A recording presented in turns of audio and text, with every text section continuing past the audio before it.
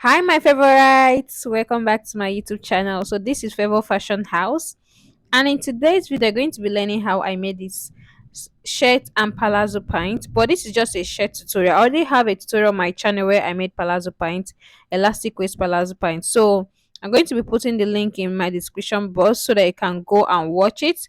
So, but for this video, it's just for shirts. Okay. So guys, thank you for your support so far. Thank you for subscribing to my channel. Thank you for liking my videos. Thank you for commenting, sharing my videos. I truly, truly appreciate you guys. Okay. So if you have any question, if you have any parts that I did not understand, please do not forget to comment, ask your question. So let's get straight into the video.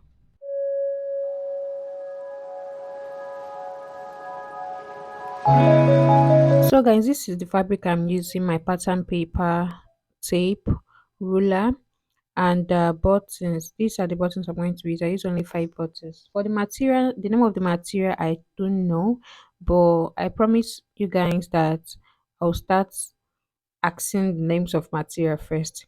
Okay, so the next thing I'm doing is I mark out 2.5 inches from the starting point, and you can see the way I did it. I fold it in. So after that, I roll out my shoulder line. The length of this top I'm using, the length of the shirt is just 26 inches. That's the length I'm using. So from my shoulder, I measure down to my bust, my waist, and my hip line. Okay, I roll the lines out also. So the next thing I'm going to be doing is to label it my shoulder, bust line, waistline, hip line. Then I'll measure my shoulder measurement divided by 2. I add extra 1 inch allowance. My shoulder measurement divided by 2 is 7 inches, but I use 8 inches. Okay. Then the neck width I'm using is 3 inches, and the neck depth I'm using is also 3 inches for the front, and for the back is just 1 inch neck depth for the back. I also went ahead to connect the shoulder slope and the neck depth.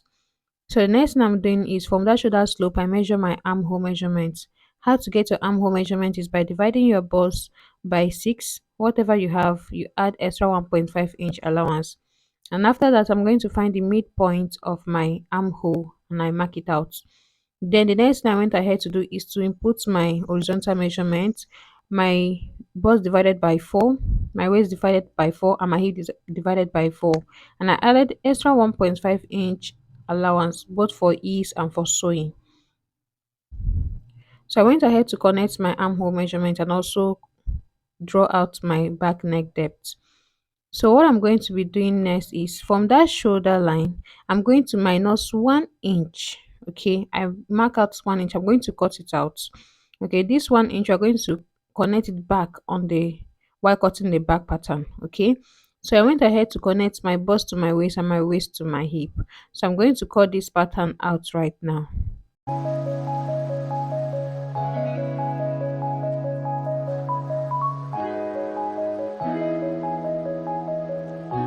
So you can see what I cut out first is the back neck depth and also the back neck depth. That is what I cut out first. Okay, so I'm going to use this pattern to cut out the back. But now there's something I just noticed. You see what I did was I added extra paper at the shoulder. So I can add that 1 inch. You can see it right there. I added extra paper on the shoulder so that I can add that 1 inch that I'm going to cut out for the front. I'm going to add it at the back. I hope you understand. This is how to cut your shirt. Okay, it's going to come to the front side to give it that balance, that shirt balance. So now from that line, I measure 1 inch upward. This 1 inch I'm adding is the one we are going to cut out. Remember, we have not cut out our neck, our front neck depth. Okay, we have not cut it out yet. So I'm going to connect the lines together. After connecting the line, I'm going to connect it to the neck depth also, the way you see me doing. Now I'll be cutting out my front neck depth. After cutting this, I'm going to cut out my front neck depth and that 1 inch that we mark out.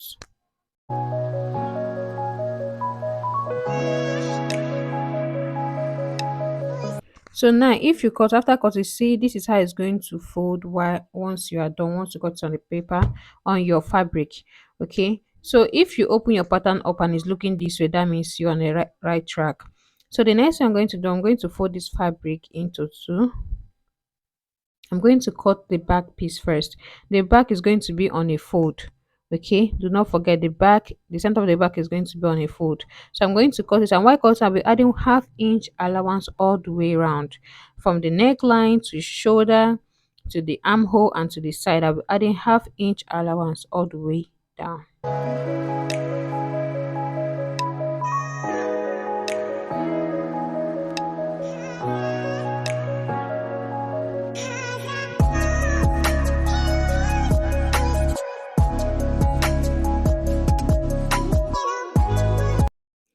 So now I'm going to be cutting out the front first, the front part, and that is what I'm going to be cutting out.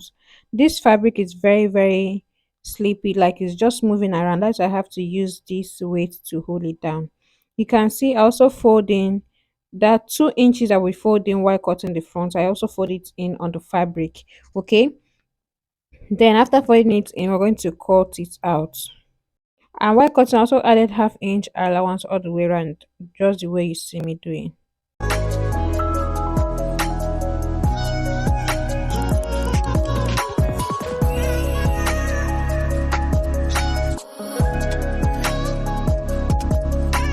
I'm going to notch the places that I fold. I'm going to notch the up and down.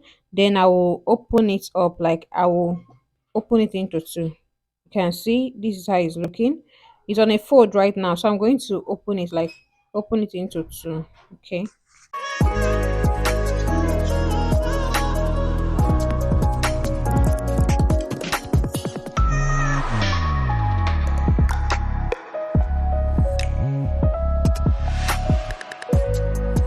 So this is how you're going to fold it. You're going to fold it this way. Just fold it in.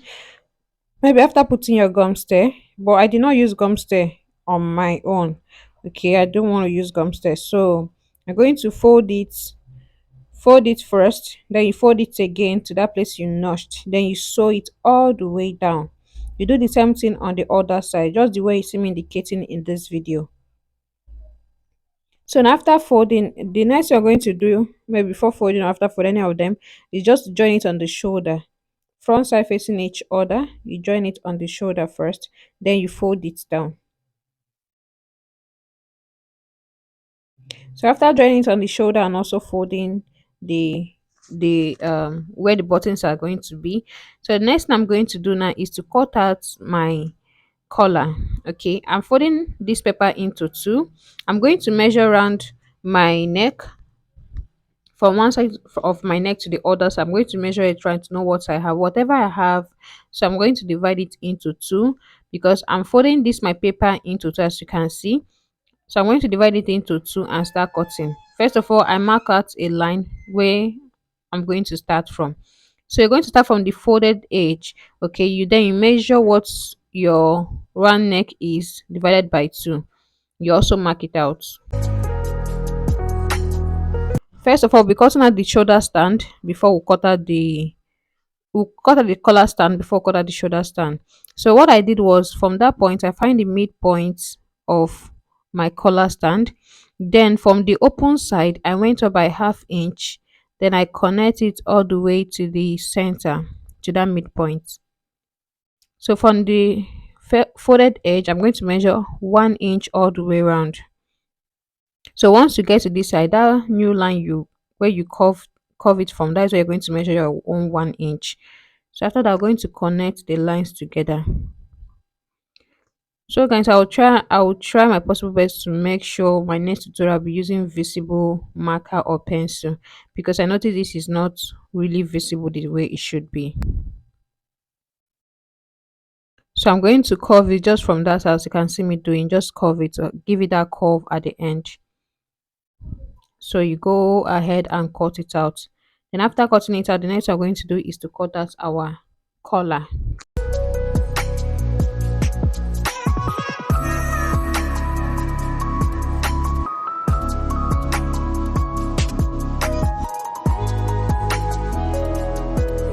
So like the same thing I did on the collar stand, I mark out the starting point, then I start going up by, what the length I use for this is just 2 inches. I went up by 2 inches. It depends on how high you want your collar to be.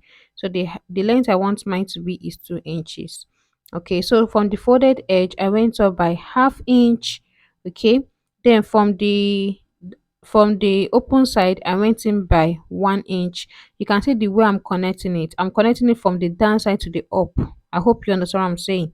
Then also connect the other side with a curve ruler. Okay, I don't think I'd not go up to half inch. I went up like a quarter of an inch. Okay, so next we're going to just for it to give it that balance at the next side, just the way you see doing, the way you see mine, just to give it that balance at the neckline.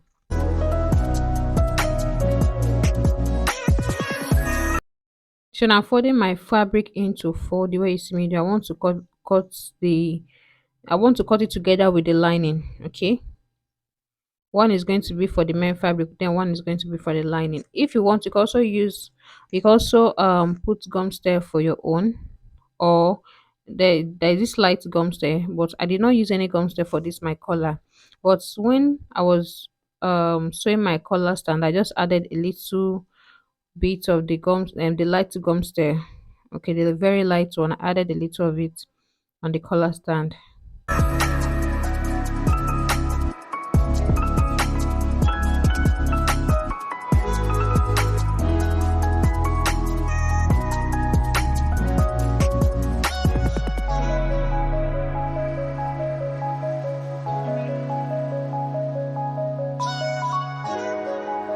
So as I went ahead to notch the both sides so I can know the center.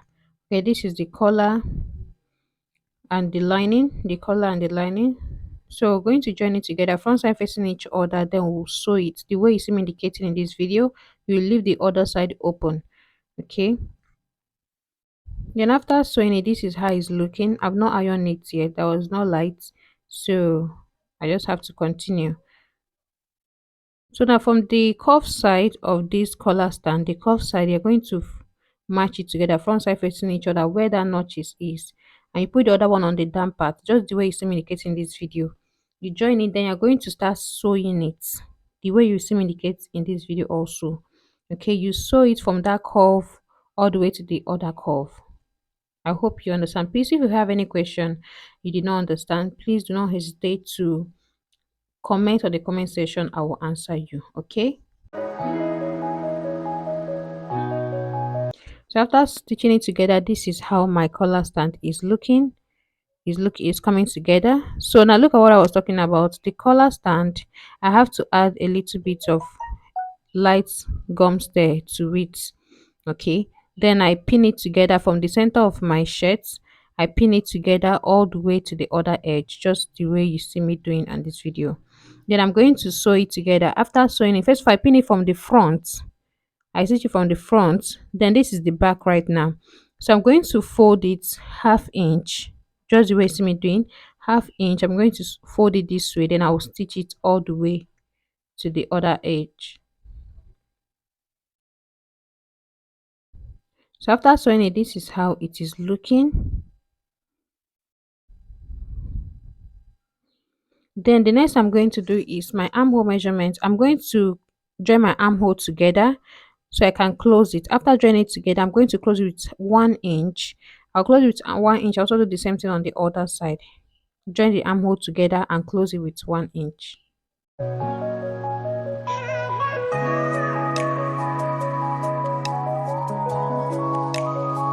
The amount of fabric that I use for these two pieces, I use just 3.5 yards of fabric for these two pieces. The length is by 60. So now I went ahead to cut my sleeve. This is just a basic sleeve. I did not cut the shirt sleeve. But if you like to see a tutorial on how to cut your shirt sleeve, please let me know in the comment section. Okay, so I'm going to join my sleeve together and also fold the hemming side. So after joining my sleeve and folding it, this is what it's looking like. We're almost done with our shirt. The remaining thing right now is for us to put the buttons. So from the right side of your shirt, the right side, that is where your buttons is going to be. Okay, then the left side, that is where your buttonholes are going to be. Okay, the I'm using 4 inch by 4 inch, like I'm just giving gap of 4 inch. Then I mark it out and I put my buttons. So guys, if you have any question that you did not understand, please you want to ask, please ask. Okay, and if there's any tutorial you like to watch, you like to see, please also let me know. Okay. And please subscribe, like, share, and comment. If this is your first time coming across my channel, you are highly welcome.